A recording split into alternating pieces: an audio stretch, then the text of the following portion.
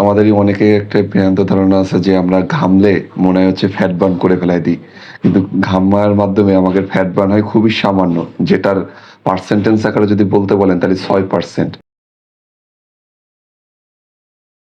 আমাদের শরীর থেকে ফ্যাট বার্ন হয় ম্যাক্সিমাম 84% কার্বন ডাইঅক্সাইডের মাধ্যমে। আমরা যখন নিঃশ্বাস গ্রহণ করি সেটা অক্সিজেন হিসেবে আমরা গ্রহণ করি, কিন্তু আমরা যখন নিঃশ্বাসটাকে বহির্গত করি তখন সেটা কার্বন ডাইঅক্সাইড হিসেবে বহির্গত হয়।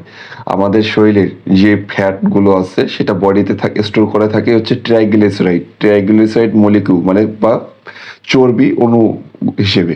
আমাদের ওয়ার্কআউটের মাধ্যমে হোক, অন্য কোনো ফিজিক্যাল অ্যাক্টিভিটির মাধ্যমে হোক, যখন আমাদের শরীরের শ্বাস প্রশ্বাসের পরিমাণটা বৃদ্ধি পায়, তখন আমরা যখন নিঃশ্বাসটাকে বহির্গত করে থাকি কার্বন ডাইঅক্সাইড হিসেবে, তখন আমাদের ওই শরীরে জমাকৃত ট্রাইগ্লিসারাইডের অণুগুলো সেগুলো আমাদের কার্বন ডাইঅক্সাইড আকারে শরীরের থেকে বাইরে চলে যায় এবং প্রস্রাবের মাধ্যমে বেরোয়। প্রস্রাবের মাধ্যমে খুব 10% বেরোয়।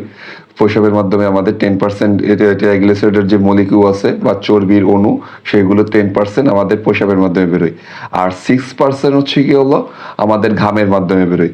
এবং আমরা যারা জিম করি এর মধ্যে অনেকজনের একটা ভ্রান্ত ধারণা আছে আমাদের ওয়ার্কআউটের মধ্যে যদি কিনা আমরা না ঘামি তাহলে আমাদের শরীরেতে ফ্যাট বার্ন করবে না। এছাড়া অনেকজন আছে যারা বাইরে অন্য কোনো ফিজিক্যাল অ্যাক্টিভিটির সাথে জড়িত আছে বা নিজের কর্মক্ষেত্রে যখন ঘাম হয় তখন তারা মনে করেন যে আমি ঘামলেই মনে হয় আমি শরীরের থেকে ফ্যাট বার্ন করে ফেলাচ্ছি, কিন্তু বিষয়টা সম্পূর্ণ ভুল। কারণ এখানকার আপনি যদি কিনা পার্সেন্টেজ দেখে থাকেন, ঘামের মাধ্যমে ফ্যাট বার্ন হয় মাত্র 6%, আর 84% ফ্যাট বার্ন হয় কার্বন ডাইঅক্সাইডের মাধ্যমে, যেটা আমাদের মানে নিঃশ্বাসটাকে যখন আমরা বহির্গত করে থাকি তার মাধ্যমে। যখন কার্ডিওর পাশাপাশি আমরা যখন হাই ইন্টেন্সিটি ওয়ার্কআউট করে থাকি, বিশেষ করে কম্পাউন্ড ওয়ার্কআউটে, তখন আমাদের শ্বাস নিঃশ্বাসটা অতিরিক্ত হয়ে থাকে।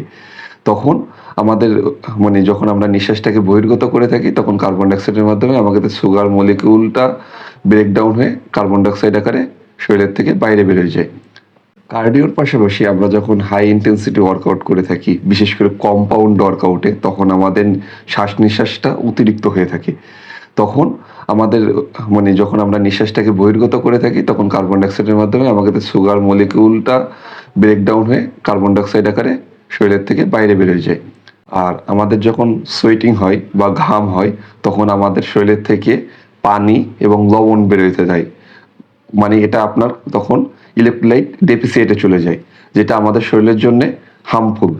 তাই আমরা ঘামের দিকে ফোকাস না করে থেকে আমরা যদি কিনা ফ্যাট বার্ন করতে চাই, আমরা তাহলে অবশ্যই ক্যালোরি ডেফিসিট ডায়েট এবং হচ্ছে গিয়ে হাই ইন্টেন্সিটি ওয়ার্কআউট এবং কার্ডিও সেকশনের দিকে ফোকাস করা উচিত। এবং এর পাশাপাশি আমাদের ঘুমটাকেও সমান গুরুত্ব দেওয়া উচিত, কারণ ঘুমের মাধ্যমে আমাদের শরীরের যে ফাংশনাল যে কাজগুলো আছে সেগুলো রিকভারি হয় এই জন্যে, এবং হরমোনাল ব্যালেন্স হয়। তাই বিধায় আমাদের ঘুমটাকেও অনেক গুরুত্ব দিতে হবে।